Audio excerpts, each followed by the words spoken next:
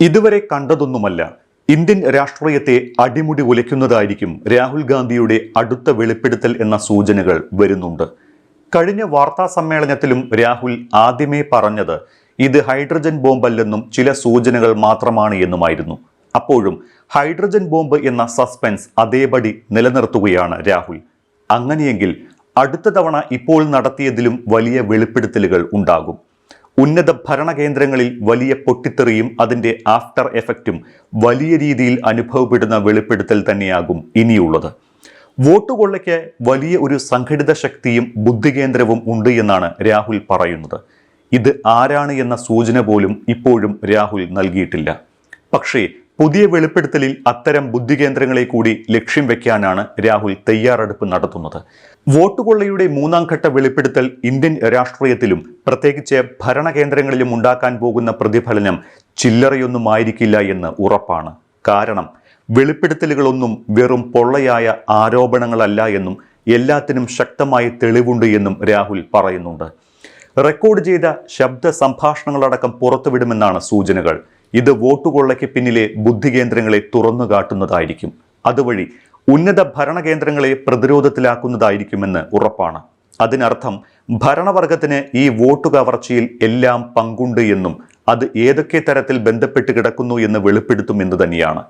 വോട്ടുകൊള്ളയുടെ പിന്നാമ്പുറത്ത് BJP ആണ് എന്നും തെരഞ്ഞെടുപ്പ് കമ്മീഷൻ അതിന് കുടപിടിക്കുകയാണ് എന്നും രാഹുൽ ആവർത്തിച്ച് വ്യക്തമാക്കുന്നുണ്ട്. എന്നാൽ ഇത് ആരെന്ന സസ്പെൻസ് പൊളിക്കാൻ രാഹുൽ ഇനിയും തയ്യാറായിട്ടില്ല. കൂടുതൽ ഗുരുതരമായ വെളിപ്പെടുത്തലുകൾ ബീഹാർ നിയമസഭാ തെരഞ്ഞെടുപ്പോടെ ഉണ്ടാകുമെന്നാണ് സൂചന. ബീഹാർ തെരഞ്ഞെടുപ്പ് തന്നെ വോട്ട് കവർച്ചയുടെ ചർച്ചാവേദിയാക്കാൻ കോൺഗ്രസും രാഹുൽ ഗാന്ധിയും ആലോചിക്കുന്നുണ്ട്. ഒന്നും രണ്ടും ഘട്ട വെളിപ്പെടുത്തലുകൾ കഴിഞ്ഞ ശേഷം രാഹുൽ പറഞ്ഞത് ജനങ്ങളാണ് എല്ലാത്തിനും പരിഹാരം കാണേണ്ടത് എന്നാണ്. അതായത് വോട്ട് കവർച്ച ജനങ്ങൾക്കിടയിൽ ലൈവാക്കി നിർത്തി ജനകീയ പോരാട്ടം നടത്താൻ രാഹുലും ഒപ്പം ഭരണഘടനയുടെ സാധ്യതകൾ പ്രയോജനപ്പെടുത്തി കോൺഗ്രസ് നിയമപോരാട്ടവും നടത്തുമെന്ന് മനസ്സിലാക്കാം. മഹാരാഷ്ട്രയിലെ രജൌറ മണ്ഡലത്തിലെ വോട്ട് കൂട്ടിച്ചേർക്കൽ ചൂണ്ടിക്കാട്ടി ഹൈക്കോടതിയെ സമീപിക്കാൻ കോൺഗ്രസ് ആലോചിക്കുന്നുണ്ട്. വോട്ട് ചോരിയുടെ 2 ഘട്ട വെളിപ്പെടുത്തലും കഴിഞ്ഞതോടെ രാഷ്ട്രീയ മേഖലയിൽ നിന്നും പൊതുമണ്ഡലത്തിൽ നിന്നും രാഹുലിനുള്ള പിന്തുണ ഏറി വരുന്നുണ്ട്. NCP നേതാവ് ശരത് പവാർ രാഹുലിനെ പിന്തുണച്ച് രംഗത്തെത്തിയിരുന്നു. ഇന്ത്യ സഖ്യം ആകെ തുടക്കം മുതൽ രാഹുലിനൊപ്പമുണ്ട്. ബീഹാറിൽ നിയമസഭാ തെരഞ്ഞെടുപ്പ് വരാനിരിക്കുന്നു. തന്റെ വോട്ടുകൊള്ള ആരോപണങ്ങൾ തെരഞ്ഞെടുപ്പ് വിഷയങ്ങളാക്കുന്ന ആദ്യത്തെ പരീക്ഷണശാലിയായി രാഹുൽ ബീഹാർ തെരഞ്ഞെടുപ്പിനെ കാണുന്നുണ്ട്. ബീഹാറിൽ തെരഞ്ഞെടുപ്പ് പ്രഖ്യാപിക്കുന്നതോടെ വോട്ടുകൊള്ള കൂടുതൽ ചർച്ചയാക്കുന്ന തരത്തിൽ അടുത്ത വാർത്താ സമ്മേളനം വിളിക്കും. വോട്ടുകൊള്ളയെക്കുറിച്ചുള്ള കൂടുതൽ കണ്ടെത്തലുകൾ സ്ഥിരം പ്രോജക്റ്റായി രാഹുൽ ഏറ്റെടുത്തു കഴിഞ്ഞു. പഠനത്തിനും തയ്യാറെടുപ്പിനുമായി സ്ഥിരം സംഘത്തെ തന്നെ അദ്ദേഹത്തിന്റെ ഓഫീസ് നിയോഗിച്ചിട്ടുമുണ്ട്. അങ്ങനെ നിയതമായ പഠനത്തിലൂടെ ഗവേഷണത്തിലൂടെ ഇതിന് പിന്നിലെ കള്ളത്തരം മുഴുവൻ പുറത്തു കൊണ്ടുവരാനാണ് രാഹുലിന്റെ ശ്രമം.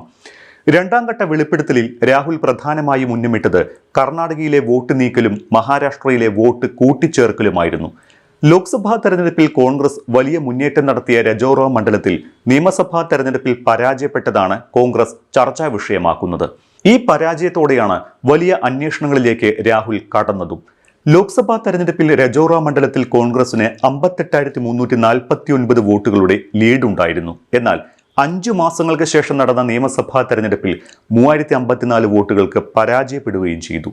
വ്യാജ ഓൺലൈൻ വോട്ടർ രജിസ്ട്രേഷനിലൂടെ ആളുകളെ ചേർത്തുവെന്നാണ് കോൺഗ്രസിന്റെ ആരോപണം. 2024 ഒക്ടോബറിൽ 11,667 വോട്ടർമാരാണ് പുതുതായി വോട്ടർ പട്ടികയിൽ ഇടം പിടിച്ചത്. കോൺഗ്രസ് സ്ഥാനാർത്ഥി നൽകിയ പരാതിയെ തുടർന്ന് 6,853 പേരുകൾ നീക്കം ചെയ്യപ്പെട്ടുവെങ്കിലും ഇവ ചേർക്കാൻ ഉപയോഗിച്ച മെയിൽ ഐഡിയോ ഫോൺ നമ്പരോ മറ്റു വിവരങ്ങളോ കമ്മീഷൻ കൈമാറാൻ കൂട്ടാക്കിയില്ല. ഇക്കാര്യം തന്നെയാണ് കഴിഞ്ഞ ദിവസം രാഹുൽ ഉന്നയിച്ചതും.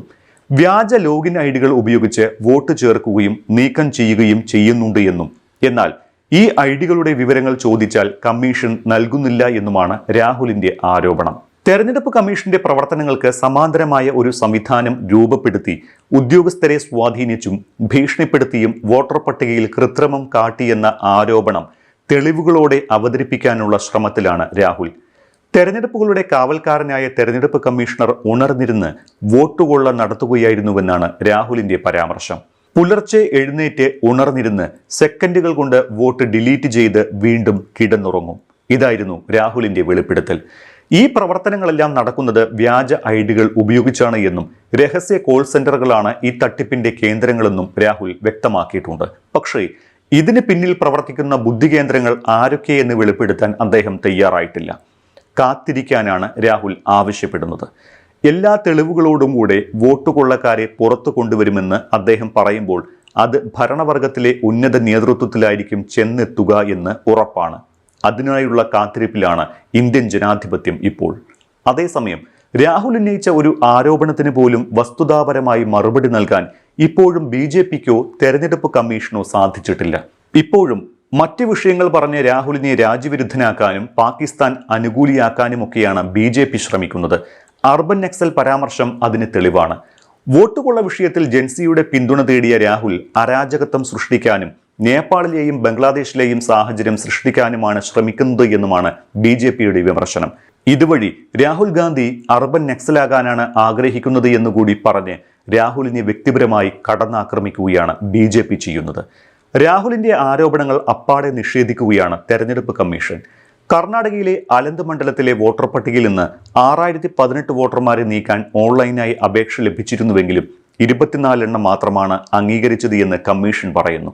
ഓൺലൈനായി ഇത്രയേറെ അപേക്ഷകൾ വന്നതിൽ സംശയം തോന്നി അലന്തിലെ ഇലക്ട്രൽ രജിസ്ട്രേഷൻ ഓഫീസർ പോലീസിൽ പരാതി നൽകുകയും അപേക്ഷകരുടെ വിവരങ്ങൾ, റഫറൻസ് നമ്പറുകൾ, തിരിച്ചറിയൽ കാർഡ് നമ്പറുകൾ, മൊബൈൽ നമ്പർ, ഏത് സോഫ്റ്റ്വെയർ വഴിയാണ് അപേക്ഷ നൽകിയത്, IP വിലാസം, അപേക്ഷ നൽകിയ സ്ഥലം, സമയം, തീയതി അടക്കം വിശദമായി 2023 സെപ്റ്റംബർ 6 കലബുർഗി പോലീസിന് കൈമാറിയിട്ടുണ്ട് എന്നും കമ്മീഷൻ ആണയിടുന്നു. രജോറിയിൽ ഓൺലൈനായി വോട്ട് ചേർക്കാനുള്ള 7792 അപേക്ഷകളിൽ 6861 എണ്ണവും പരിശോധിച്ച് തള്ളിയതാണ് എന്നും കമ്മീഷൻ പറയുന്നുണ്ട്. ഇതോടെ തെരഞ്ഞെടുപ്പ് കമ്മീഷനും രാഹുൽ ഗാന്ധിയും തുറന്ന പോരിലേക്ക് നീങ്ങുകയാണ്. സ്വാഭാവികമായും മുഖ്യ തെരഞ്ഞെടുപ്പ് കമ്മീഷണർ ജ്ഞാനേഷ് കുമാറിലേക്ക് രാഹുൽ വിരൽ ചൂണ്ടുമ്പോൾ ആ ചൂണ്ടുവിരൽ BJPയിലേക്ക് കൂടി നീളുന്നുണ്ട്. രാഹുൽ ഗാന്ധി പറഞ്ഞ യഥാർത്ഥ ഹൈഡ്രജൻ ബോംബ് പൊട്ടിയാൽ അത് BJPയെ ആയിരിക്കും തകർക്കുക എന്ന കാര്യം ഉറപ്പാണ്. ഉന്നത ഭരണകേന്ദ്രങ്ങളെ പ്രതിരോധത്തിലാക്കാൻ കഴിയുന്ന റെക്കോർഡ് ചെയ്ത ശബ്ദശകലങ്ങൾ ഉൾപ്പെടെ പുറത്തുവിട്ട് ശക്തമായ ആക്രമണത്തിന് തന്നെയാണ് രാഹുൽ ആയുധങ്ങൾ മുറിച്ചു കൂട്ടുന്നത്.